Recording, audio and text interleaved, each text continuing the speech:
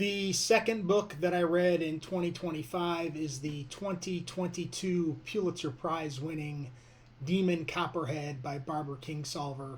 Barbara Kingsolver has long been one of my favorite authors ever since I taught the bean trees probably 15 or 16 years ago. And that led me to Prodigal Summer, and that led me to the Poisonwood Bible and other books as well. Kingsolver is wonderful. I'm glad that she won the Pulitzer. She deserves it for her body of work. This is a wonderful book. I can't say if it's better than Poisonwood Bible or not because it's been probably a decade since I've read the Poisonwood Bible, but it's got to be right up there with it. It's the story of a boy growing up in Appalachia,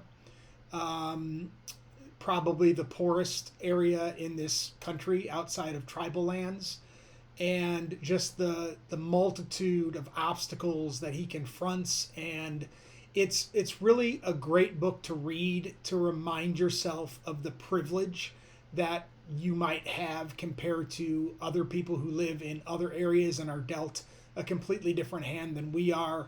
There's just nothing to do in his county except be a football star or do a lot of drugs.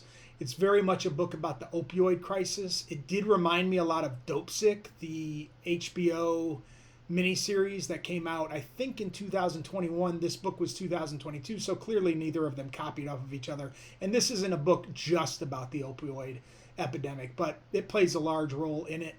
But it really humanizes that epidemic and really helps me understand why people feel the way they feel. I think in the area that I live, people feel like nobody cares about them. In this book and in Appalachia, I think nobody really does care about them. It's not just a feeling. It's a realistic. It's a reality.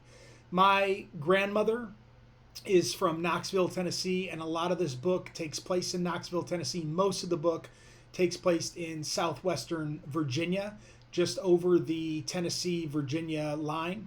But they do go to Knoxville quite a bit.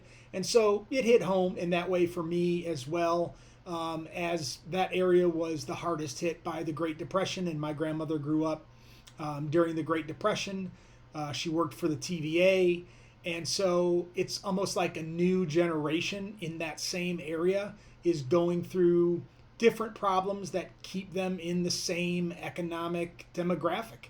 Very, very, very sad. There is a glimmer of a hopeful ending, which of course is good. And the book made me laugh.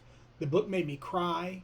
This is a tremendous book. It's one of the top 100 fiction books that I've ever read.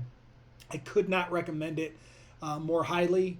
And I think that it's an important book in this day and age to understand when we talk about there might be two Americas.